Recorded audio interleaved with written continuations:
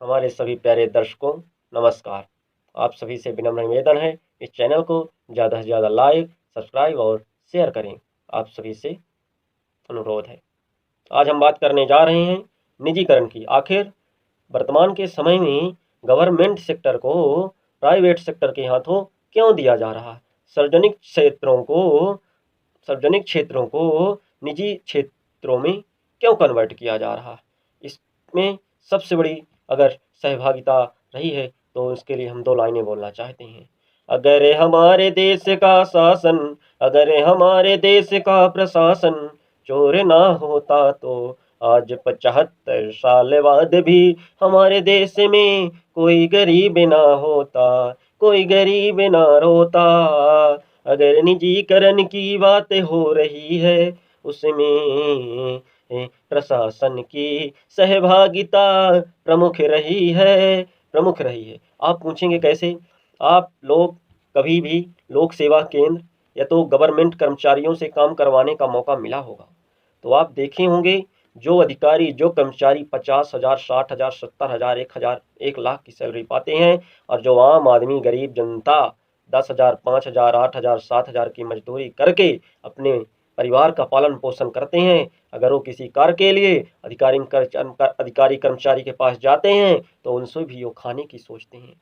मतलब विडंबना देखिए, 1,00,000 रुपये सैलरी अधिकारी की है, 1,00,000 रुपये सैलरी गवर्नमेंट कर्मचारी की है, फिर भी किससे खाने की सोच रहा? जो मजदूरी करके अपने परिवार का भरण पोषण कर रहे हैं। इसलिए और अगर वो उनको घूस नहीं दे रहे हैं तो खाने को नहीं दे रहे हैं, उनका काम सही तरीके से नहीं कर रहे हैं, तो गवर्नमेंट सेक्टर धीरे धीरे चौपट होता जा रहा है। कारण इसका परिणाम कि जब जब गवर्नमेंट सेक्टर पे सही तरीके से लोगों का कार्य नहीं किया जाएगा तो उसका विपरीत प्रभाव पड़ेगा। इसलिए हम बात कर रहे हैं आज वर्तमान में 1947 15 अगस्त की। जब 15 अगस्त सन 1947 में हम लोग आज़ाद होते हैं, उस समय देश के अंदर सबसे बड़ी समस्या थी देश का नवनिर्माण कैसे किया जाए, देश को चलाया कैसे जाए। उस समय देश में प्रमुख रूप से 2 विचारधारा थी, एक समाजवादी, एक पूंजीवादी। पंडित जवाहरलाल नेहरू जी समाजवादी विचारधारा के व्यक्ति हुआ करते थे और राजा महाराजा, बड़े बड़े उद्योगपति का उस समय तक शासन था। थोड़े समय के लिए उनके पास पूरी पूंजी हुआ करती थी, तो देश को चलाया कैसे जाए, यह देश में सबसे बड़ी समस्या थी। तो पंडित जवाहरलाल नेहरू जी को समझ में आया कि न तो समाजवादी विचारधारा को लेके चला जा सकता है, न पूंजीवादी विचारधारा को, दोनों को साथ में लेके चला जा सकता है। इसलिए भारत की अर्थव्यवस्था का नाम पड़ा। भारत की अर्थव्यवस्था मिश्रित अर्थव्यवस्था है। मतलब जब प्रथम पंचवर्षीय योजना 1951 से 56 के बीच चली है, उसमें पंडित जवाहरलाल नेहरू जी ने 5 बड़े पब्लिक सेक्टरों की देश के अंदर स्थापना करते हैं और उनका निर्माण कराया जाता है, जिससे ज़्यादा से ज़्यादा लोगों को रोजगार मुहैया कराया जा सके और ज़्यादा से ज़्यादा उत्पादन को बढ़ाया जा सके, जिससे जनसंख्या हमारे देश की आत्मनिर्भर बन सके। और द्वितीय पंचवर्षीय योजना में 1956 से 61 के बीच देश के अंदर भारी उद्योग स्थापित किए जाते हैं, बड़े बड़े उद्योग, बड़े बड़े गवर्नमेंट सेक्टर जैसे भिलाई, भेल, रेल, एयर इंडिया को निजी हाथों से लेके पब्लिक सेक्टर के हाथों किया जाता है। पब्लिक सेक्टर मतलब सार्वजनिक क्षेत्रों में लिया जाता है। उसी समय देश के अंदर देखा जाता है जो बैंक हुआ करते थे, उस समय देश के अंदर 361 बैंक डूबने की कगार में थे, कारण कि वो निजी हाथों में थे। इसका निष्कर्ष जब निकल कर आता है तो उसमें यह पाया जाता है कि ये जो बैंक थे वो अपने परिवार, अपने रिश्तेदार, अपने से जुड़े लोगों, अपने लिए ही कार्य किए हैं। इसलिए वो सार्वजनिक हित में कार्य नहीं किए। सार्वजनिक हित में कार्य न करने की वजह से वो धीरे धीरे डूबते गए और निष्कर्ष यह निकला कि 361 बैंक 8 साल में डूब गए, मतलब 40 बैंक प्रतिवर्ष अनुमान अगर लगाया जाए तो उस समय पंडित जवाहरलाल नेहरू जी 1955 में इंपीरियल बैंक को सार्वजनिक बैंक कर देते हैं। इंपीरियल बैंक मतलब आज वर्तमान का स्टेट बैंक को सार्वजनिक बैंक कर दिए, जिनकी शाखाएं देश में आज भी सबसे ज़्यादा हैं, आप सभी को लगभग मालूम है। तो फिर 1967 में बैंक के आंकड़ों का अनुसरण करते हुए एनालिसिस किया जाता है तो उसमें से किसानों मजदूरों के हित में उन बैंकों से केवल 2.2% पैसा किसानों मजदूरों छोटे उद्योग धंधों के लिए लोन के रूप में दिया जाता है और 97.8% पैसा बड़े बड़े उद्योगपति और अपने निजी लोगों और अपने रिश्तेदारों और अपने से जुड़े लोगों को दिया जाता है। इसका निष्कर्ष यह निकल के आता है कि प्राइवेट सेक्टर में जो बैंक थे वो आम आदमी के लिए, गरीब जनता के लिए कार्य नहीं कर रहे हैं।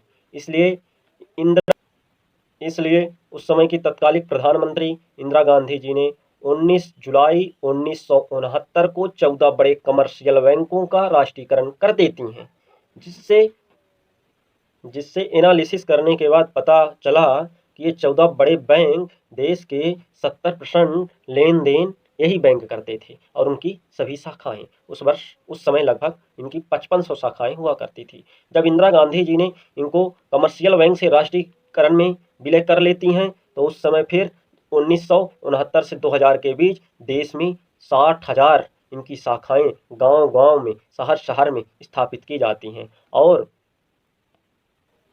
इंदिरा गांधी जी ने उस समय यह अनिवार्य कर देती हैं कि गांव में किसानों और छोटे मझोले लोगों को लोन देना अनिवार्य रूप से लागू कर देती हैं। कमर्शियल बैंक से जब बैंकों का राष्ट्रीयकरण हो जाता है तो उस समय बैंकों का एक नारा हुआ था, गांव चले हम 65,000 शाखाओं का निर्माण हुआ था इंदिरा जी के समय में राष्ट्रीयकृत करके बैंकों का। और आज वर्तमान में आप देखेंगे बैंकों का राष्ट्रीयकरण से फिर से निजीकरण किया जा रहा है। समस्या कहाँ है? तो आप यही देखेंगे और यही पाएंगे कहीं ना कहीं समस्या जहाँ वहाँ थी और आज समस्या वही फिर से आ गई। पहले लोग अपने लिए और अपनों के लिए, अपने से जुड़े लोगों के लिए कार्य किया करते थे, जिससे इंदिरा गांधी जी ने कमर्शियल बैंकों को राष्ट्रीयकृत बैंक में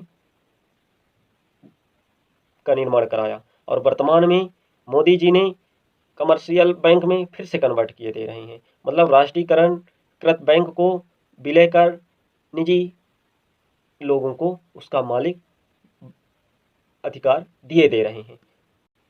आपको पता होना चाहिए सन 1969 में सरकारीकृत चीज़ों को मजबूत करने के लिए MRTP कानून बनाया गया था। क्या आज सरकार बड़े कड़े कानून नहीं बना सकती है? जो कर्मचारी अधिकारी भ्रष्टाचार करते हैं उनके खिलाफ एक कड़ा कानून बना के उनको सीधे बर्खास्त किया जाए तो हम यह जानते हैं कि बदलाव जरूर हो जाएगा। लेकिन सरकार ऐसा करना नहीं चाहती। कहीं ना कहीं इसमें प्रशासन की भी गलती है और शासन की भी गलती है। प्रशासन की गलती इसलिए पाई जाती है, प्रशासन सही तरीके से कार्य नहीं करती तो इससे आम जनता को नुकसान होता है और आम जनता को इसका भुगतान बहुत बुरी तरह से भुगतना पड़ता है। और बड़े लोगों को क्या है, बड़े लोगों पहले भी